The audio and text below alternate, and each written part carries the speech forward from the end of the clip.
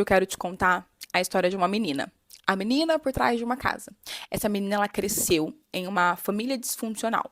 A sua mãe, com toda certeza, foi a melhor mãe que ela poderia ser para essa criança. Eu tenho certeza que ela entregou para essa criança muito mais do que ela recebeu, vindo do padrão familiar que essa mulher veio. Então, essa criança, ela cresceu nesse lar disfuncional, regado por vícios. Essa criança sofreu abuso na sua infância. Essa criança precisou casar-se muito cedo para poder sair de situações nas quais ela tinha plena convicção que só iriam afundá-las. Essa criança sofreu bullying, essa criança se sentiu muito desprotegida, essa criança se sentiu vulnerável. Essa criança enfrentou tantas batalhas internas, tantas lutas, tantas guerras que ninguém sabia que ela estava passando, porque essa criança, ela estava o tempo todo sorrindo.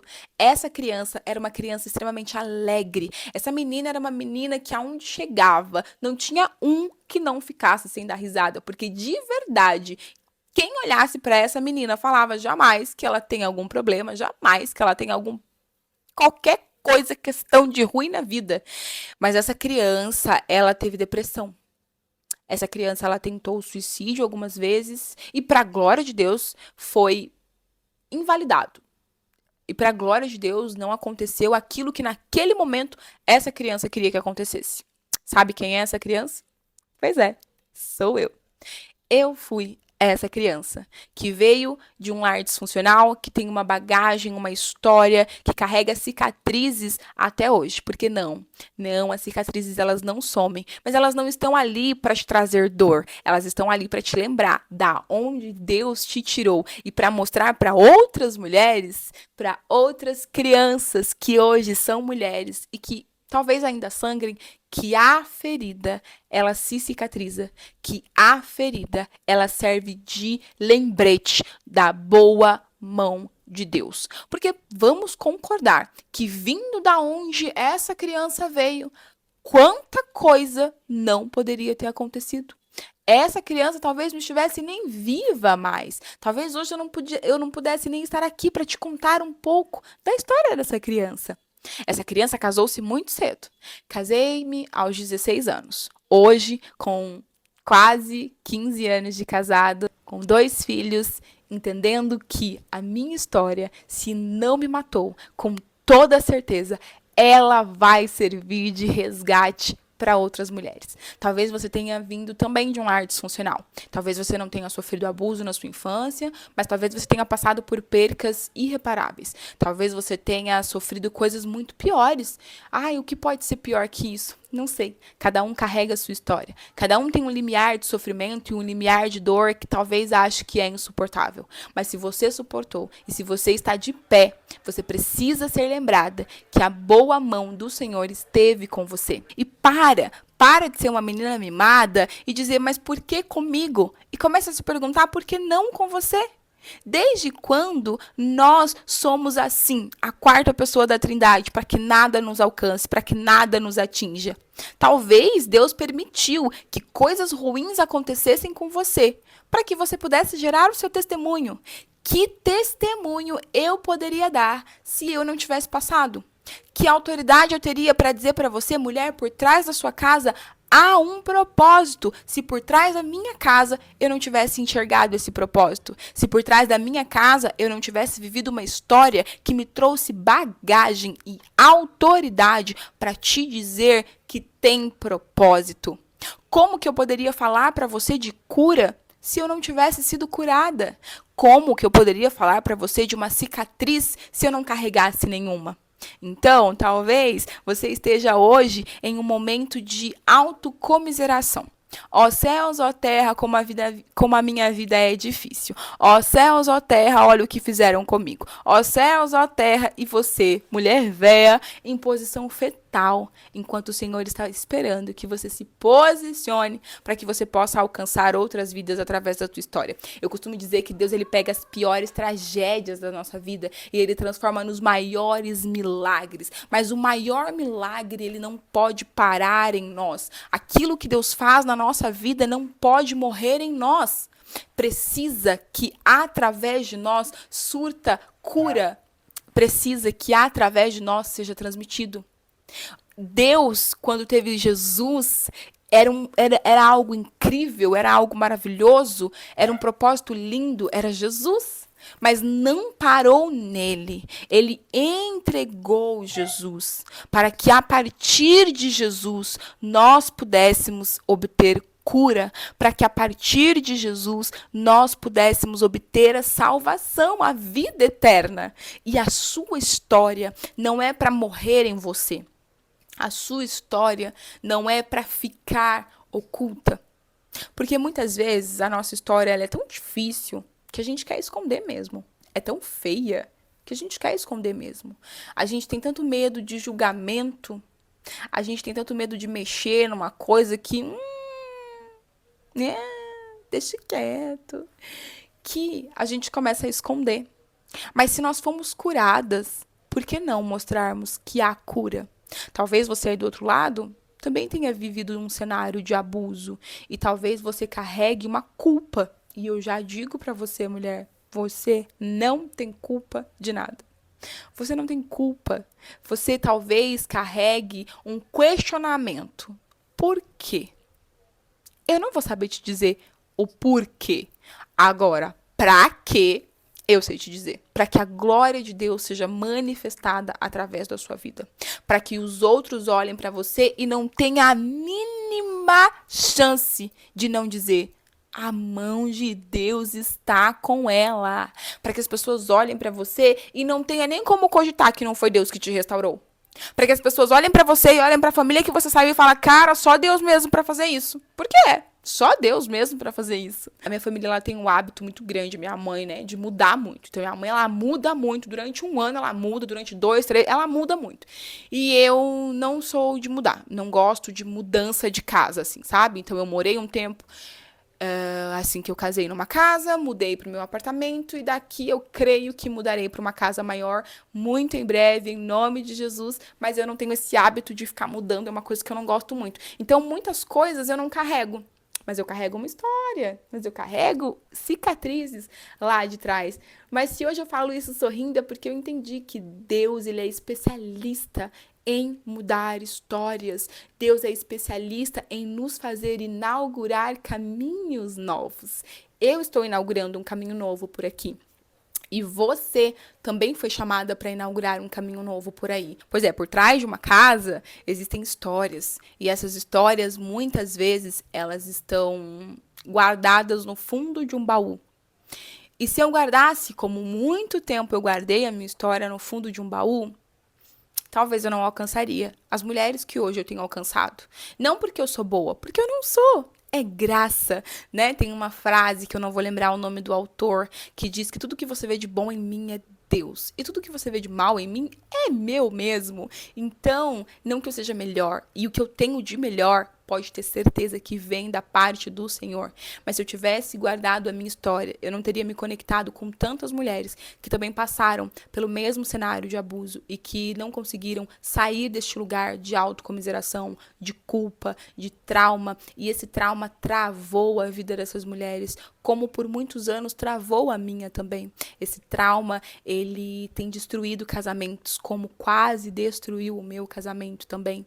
Por trás de uma casa existem histórias e essas histórias elas precisam ser contadas, não para expor de uma forma ruim, mas para mostrar que Deus, ele tá o tempo todo cuidando de nós e que se Deus fez nas nossas vidas, ele é totalmente capaz de fazer na vida de qualquer outra pessoa com qualquer história.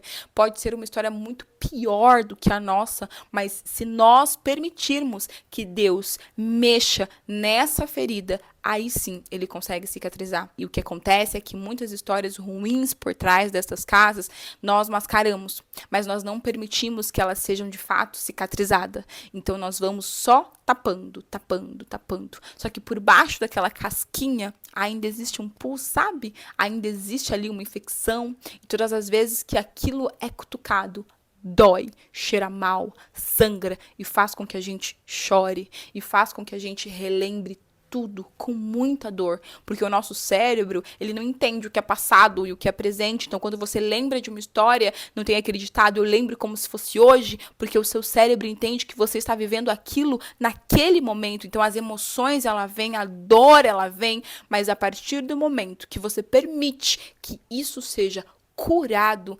mesmo se precisar raspar toda essa infecção, tirar todo esse pus, aí de fato você vai conseguir olhar para essa cicatriz e não vai doer mais, e não vai sangrar mais, não vai te fazer chorar mais, mas vai te lembrar da onde você saiu e aonde Deus te colocou.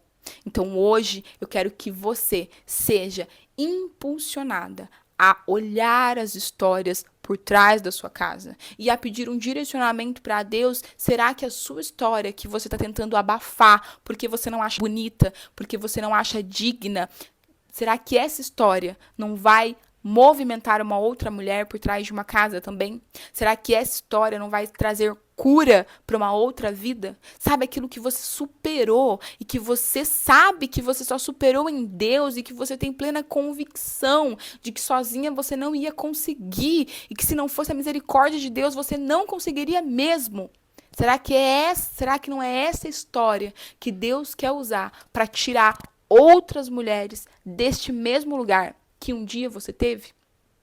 Desse mesmo lugar de farsa? Porque por muitos anos eu vivi uma farsa. Eu sorria, e sorria muito. Eu tenho sorriso largo. Eu amo sorrir.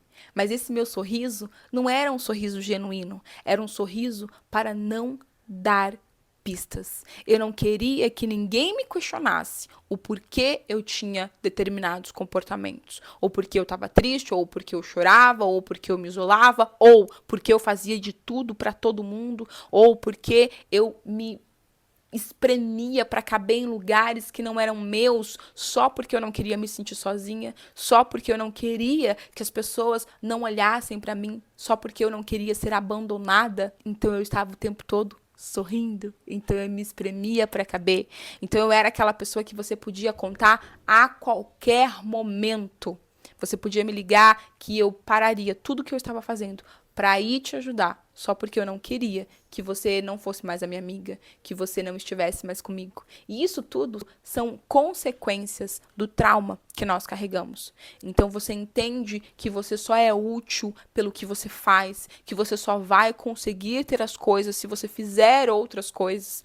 E não é assim.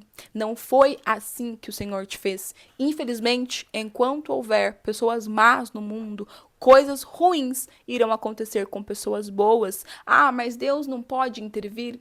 Então, sabe o livre-arbítrio? Ele não vai contra a palavra dele. E se ele deixou o livre-arbítrio nessa terra, você tem a escolha de ser bom, de ser mal. Você tem a escolha de fazer o bem ou não. Logo, você também vai colher os frutos das suas escolhas. Talvez possa demorar ao nosso olhar. Talvez a justiça tarde ao nosso ver. Mas eu tenho plena convicção que ela não tarda, não. Ela vem na hora certa, no exato momento em que nós estamos prontos para receber. Seja a consequência boa, seja a consequência ruim dos nossos comportamentos. Seja um troféu de uou, você venceu. Ou um belo de um X de que feio, hein, senhora? A consequência, ela vai vir. E não cabe a nós querer ditar o tempo para que ela venha, até porque o dono do tempo é o Senhor. E às vezes você fica questionando do porquê as coisas aconteceram do jeito que aconteceram, de porquê o mundo é assim. Então, quando o mundo for seu, você faz do jeitinho que você quiser. Mas enquanto o mundo é do Senhor, foi criado pelo Senhor, na realidade, né? Quando você criar o seu mundo, vamos dizer assim, aí você cria com as suas regras. Mas o Senhor, ele criou com livre-arbítrio, então não cabe a nós questionar as atitudes do outro. Cabe sim a nós decidir o que nós iremos fazer com o que fizeram conosco. Tem uma frase muito usada que diz: pouco importa o que fizeram com você, muito importa o que você decide fazer com o que fizeram com você.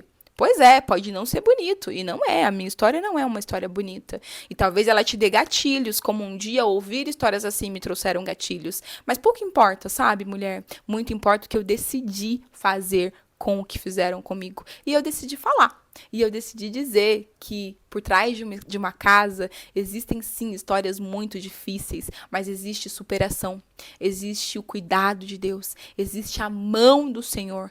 Aonde abundou o pecado, superabundou a graça, e é essa graça que me alcança, que te alcança, e é essa graça que me sustenta, que te sustenta. Mulher, se você não morreu e não morreu porque está aqui me escutando, ainda existe a oportunidade para que a sua história, se ainda não foi curada, seja curada, para que se essa cicatriz, se ainda estiver sangrando, receba os cuidados definitivos do Pai, para que se torne, ao invés de uma ferida aberta ou mascarada, uma cicatriz que não dói, mas que te lembra que o Senhor é com você e que essa cicatriz, ela vai servir de cura para outras mulheres. Então pare de olhar para a tua história como só mais uma história, porque a sua história não é só mais uma.